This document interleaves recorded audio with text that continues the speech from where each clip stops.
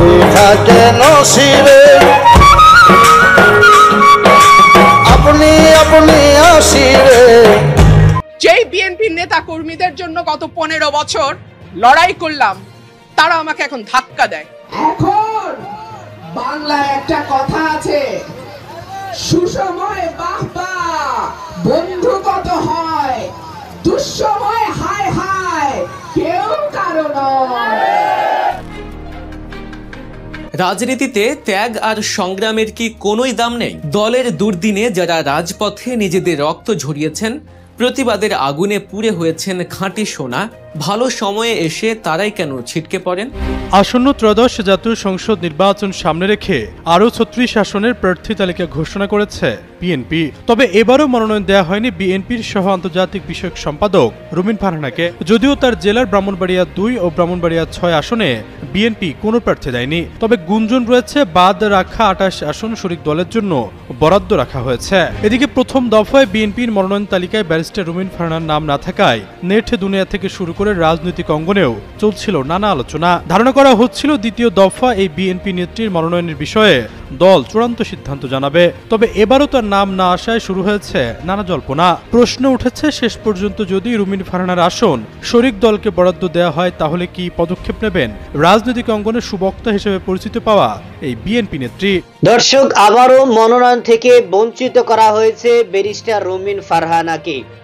আপনারা জানেন, প্রাথমিক তালিকায় যখন মনোনয়ন থেকে এই ব্যারিস্টার রুমিন ফারহানাকে বঞ্চিত করা হয়, এটা নিয়ে কিন্তু সামাজিক যোগাযোগের মাধ্যমে তুমুল আলোচনা এবং সমালোচনার ঝড় উঠেছে।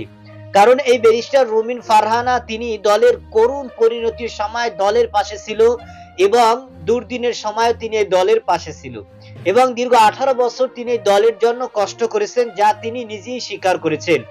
দর্শক, এই ব্যারিস্টার রুমিন ফারহানা তিনি তার নিজ এলাকায় তিনি প্রোগ্রামে বলেছেন যে আমি নির্বাচন করব এবং আমার এলাকায় নির্বাচন করব। সুতরাং আমি আশাবাদী যে আমাকে প্রাথমিক তালিকায় মনোনয়ন দেওয়া না হলেও চূড়ান্ত তালিকায় আমাকে অবশ্যই মনোনয়ন দেওয়া হবে। দর্শক, ইতিমধ্যেই চূড়ান্ত তালিকা ঘোষণা হওয়ার পরেও মনোনয়ন থেকে বঞ্চিত হইলেন ব্যারিস্টার রুমিন ফারহানা। দর্শক, এই বিষয়ের কিছু অংশ ভিডিওর শুরুতে শিরোনামে আপনারা দেখেছেন, বিস্তারিত পুরো ভিডিও জুড়ে। তার আগে আমার একটা অনুরোধ, যারা আমার চ্যানেলে নতুন আসছেন চ্যানেলটি সাবস্ক্রাইব করে বল ক্লিক করে বেল আইকনটি বাজিয়ে দিন। দর্শক, চলুন দেখে আসি এই ব্যারিস্টার রুমিন ফারহানাকে আবারও কেন মনোনয়ন থেকে বঞ্চিত করা হয়েছে, এর পিছনে আসল রহস্য কি, আসল কারণ কি, সেটা আপনারা পুরো ভিডিওটা দেখলে বুঝতে পারবেন। এবং এই ব্যারিস্টার রুমিন ফারহানা এই দলের জন্য কি কি করেছেন সেটা আপনারা পুরো ভিডিওটা দেখলে বুঝতে পারবেন। দর্শক, ভিডিওটা অত্যন্ত গুরুত্বপূর্ণ, তাই ধৈর্য ধরে একটি লাইক এবং পুরো ভিডিওটা শেষ পর্যন্ত দেখতে থাকুন। আসন্ন ত্রয়োদশ জাতীয় সংসদ নির্বাচন সামনে রেখে আরও 36 আসনের প্রার্থী তালিকা ঘোষণা করেছে বিএনপি। বৃহস্পতিবার দুপুরে গুলশানে খালেদা জিয়ার রাজনৈতিক কার্যালয়ে এক সংবাদ সম্মেলনে দলটির মহাসচিব মির্জা ফখরুল ইসলাম আলমগীর নতুন ঘোষিত এই প্রার্থীদের নাম প্রকাশ করেন। নতুন এই তালিকায় মাদারীপুর 1 আসন স্থগিত হওয়া বিএনপির প্রার্থীতে পরিবর্তন আনা হয়েছে। এর আগে গত 3 নভেম্বর 237 আসনে প্রাথমিক প্রার্থী তালিকা ঘোষণা করেছিল বিএনপি। এখন পর্যন্ত 2 দফায় 272টি আসনে দলীয় প্রার্থী ঘোষণা করেছে বিএনপি। এখনও ফাঁকা রয়েছে 28টি আসন। তবে এবারও মনোনয়ন দেওয়া হয়নি বিএনপির সহ আন্তর্জাতিক বিষয়ক সম্পাদক রুমিন ফারহানাকে। যদিও তার জেলার ব্রাহ্মণবাড়িয়া 2 ও ব্রাহ্মণবাড়িয়া 6 আসনে বিএনপি কোনো প্রার্থী দেয়নি। তবে গুঞ্জন রয়েছে বাদ রাখা 28 আসন শরিক দলের জন্য বরাদ্দ রাখা হয়েছে। এদিকে প্রথম দফায় বিএনপির মনোনয়ন তালিকায় ব্যারিস্টার রুমিন ফারহানার নাম না থাকায় নেট দুনিয়া থেকে শুরু করে রাজনৈতিক অঙ্গনেও চলছিল নানা আলোচনা। ধারণা করা হচ্ছিল দ্বিতীয় দফা এই বিএনপি নেত্রীর মনোনয়নের বিষয়ে দল চূড়ান্ত সিদ্ধান্ত জানাবে। তবে এবারও তার নাম না আসায় শুরু হয়েছে নানা জল্পনা। প্রশ্ন উঠেছে, শেষ পর্যন্ত যদি রুমিন ফারহানার আসন শরিক দলকে বরাদ্দ দেওয়া হয় তাহলে কি পদক্ষেপ নেবেন রাজনৈতিক অঙ্গনে সুবক্তা হিসেবে পরিচিত পাওয়া এই বিএনপি নেত্রী?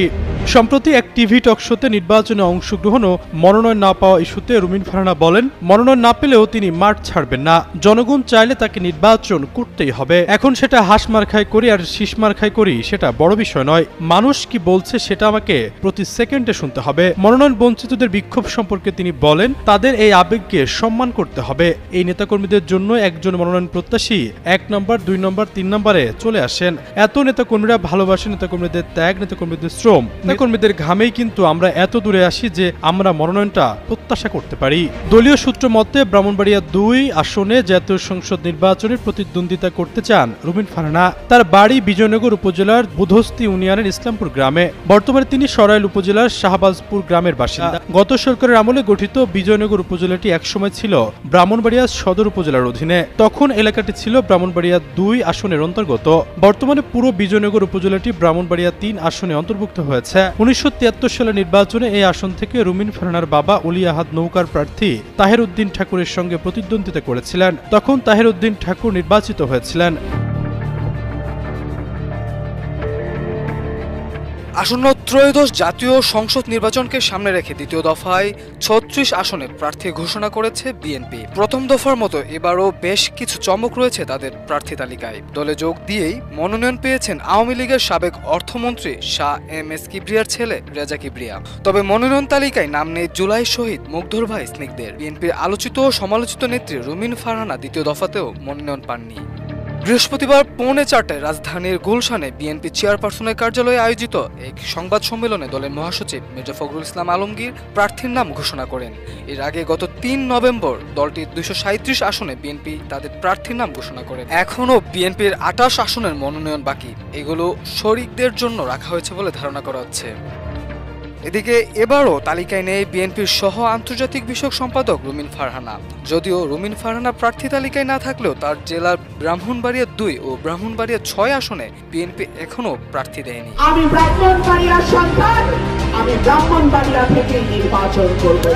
জাতীয় সংসদ নির্বাচনে অংশগ্রহণের প্রস্তুতি হিসেবে বিএনপি আরো ৩৬টি আসনের প্রার্থী ঘোষণা করেছে। তবে দ্বিতীয় দফাতেও কোনো আসনেই মনোনয়ন পাননি দলের কেন্দ্রীয় নির্বাহী কমিটির সহ আন্তর্জাতিক বিষয়ক সম্পাদক ব্যারিস্টার রুমিন ফারহানা। বিএনপি মহাসচিব মির্জা ফখরুল ইসলাম আলমগীর বৃহস্পতিবার এক সংবাদ সম্মেলনে ৩৬ আসনে দলের প্রার্থী ঘোষণা করেছে। সব মিলিয়ে এখন পর্যন্ত ২৭৩ আসনে প্রার্থী ঘোষণা করল বিএনপি। প্রথম দফায় ঘোষিত তালিকায় রুমিন ফারহানার নাম ছিল না। দলের নেতৃত্ব জানিয়েছে প্রার্থী বাছাই প্রক্রিয়ায় বিভিন্ন রাজনৈতিক এবং কৌশলগত দিক বিবেচনা করা হয়েছে। তবে নতুন ঘোষিত ৩৬ আসনের মধ্যেও নেই এই নেত্রীর নাম। এই খবর প্রকাশের পর থেকেই দলীয় নেতাকর্মীদের মধ্যেও নানা আলোচনা শুরু হয়েছে। দর্শক আপনারা জানেন বিএনপির মনোনয়ন নিয়ে কিন্তু সামাজিক যোগাযোগের মাধ্যমে একের পর এক আলোচনা উঠে এসেছে এবং দ্বিতীয়বার যখন মনোনয়ন ঘোষণা করা হয়েছে সেখানেও কিন্তু আপনারা জানেন ব্যারিস্টার রুমিন ফারহানাকে মনোনয়ন থেকে বঞ্চিত করা হয়েছে। যেই রুমিন ফারহানা দলের করুণ পরিণতির সময়, দলের দুর্দিনের সময় দলের পাশে ছিল এবং আপনারা জানেন বিভিন্ন গণমাধ্যমে, বিভিন্ন সামাজিক যোগাযোগের মাধ্যমে তিনি দলের পতাকা সবসময় উপরে উঠানোর এবং পতাকা উড়ানোর চেষ্টা করেছেন। এবং এই ব্যারিস্টার রুমিন ফারহানা তার নিজ এলাকায় প্রোগ্রামে তার ভোটারদের এবং তার যারা ভক্তবৃন্দ রয়েছেন তাদের সকলকে তিনি কিন্তু প্রতিশ্রুতি দিয়েছেন যে আমি অবশ্যই নির্বাচন করব এবং আমার এলাকায় নির্বাচন করব। এবং তিনি আরো বলেন যে আমি আশাবাদী, হয়তো প্রাথমিক তালিকায় আমাকে মনোনয়ন না দিলেও আমার জায়গাটা এখনো খালি রাখা হয়েছে। তো আমি আশাবাদী যে দ্বিতীয় চূড়ান্ত পর্যায়ে, চূড়ান্ত তালিকায় অবশ্যই আমাকে মনোনয়ন দেওয়া হবে। দর্শক ইতিমধ্যেই কিন্তু আপনারা দেখেছেন যে দ্বিতীয় যেই তালিকা চূড়ান্ত সেটা কিন্তু ঘোষণা করা হয়েছে, কিন্তু সেই ঘোষণায় নাম নেই ব্যারিস্টার রুমিন ফারহানার। এ নিয়ে কিন্তু সামাজিক যোগাযোগের মাধ্যমে তুমুল আলোচনা এবং সমালোচনার ঝড় উঠেছে। যেই বিএনপির নেত্রীরা দলের জন্য এত কিছু করেছেন, আজ সুসময়ে তারা দল থেকে বঞ্চিত হইতেছেন, মনোনয়ন থেকে বঞ্চিত হইতেছেন। আপনারা জানেন এমন কাউকে মনোনয়ন দেওয়া হয়েছে যারা বিএনপির করুণ পরিণতির সময়, দুর্দিনের সময় তারা দলের পাশে ছিল না এবং দলের সাথে তাদের বিন্দুমাত্র কোনো সম্পর্ক ছিল না। এ ধরনের মানুষদেরকেও, এ ধরনের নেতা কর্মীদেরকেও যখন বিএনপির পক্ষ থেকে মনোনয়ন দেওয়া হয় তখন এটা নিয়ে সামাজিক যোগাযোগের মাধ্যমে উত্তেজনা তো কাজ করবেই। দর্শক, এই ব্যারিস্টার রুমিন ফারহানা তিনি কিন্তু এই দলের জন্য কষ্ট করেছেন, যেটা তিনি নিজেই স্বীকার করেছেন এবং গণমাধ্যমে জানিয়েছেন যে আমি 18 বছর পর্যন্ত দলের জন্য সংগ্রাম করেছি, দলের জন্য আমি কষ্ট করেছি, সুতরাং আমি কিন্তু মনোনয়ন চাইতেই পারি এবং মনোনয়ন আশাবাদী করতেই পারি। সুতরাং যখন তাকে মনোনয়ন থেকে বঞ্চিত করা হয়েছে তখন নেতাকর্মীরা রাজপথে সড়ক অবরোধ করে অগ্নিসংযোগ করে সেখানে তারা বিক্ষোভ মিছিল, এবং আপনারা জানেন যে অনেক নেতাকর্মীরা তারা অনশন এই কর্মসূচিতে রয়েছেন এবং তাদের সকলের দাবি যে এটাকে আমরা কোনোভাবেই এই সিলেকশন কোনোভাবেই মানি না।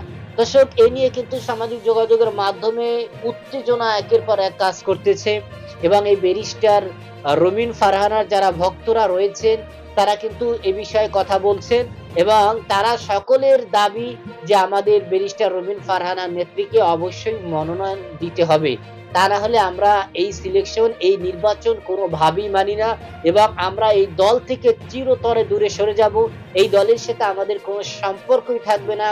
এমনও কিন্তু অনেক নেতাকর্মীদের ভক্তরা এ ধরনের হুঙ্কার দিয়েছেন। দর্শক, এই বিষয়ে আপনার কোনো মতামত থাকলে সেটা আমাদের কমেন্ট সেকশনে অবশ্যই জানাতে পারেন। আজ এ পর্যন্তই। সুস্থ থাকবেন, ভালো থাকবেন। দেখা হবে আগামী কোনো ভিডিওতে, কথা হবে নতুন কোনো বিষয় নিয়ে। সে পর্যন্ত ভালো থাকবেন। খোদা হাফেজ।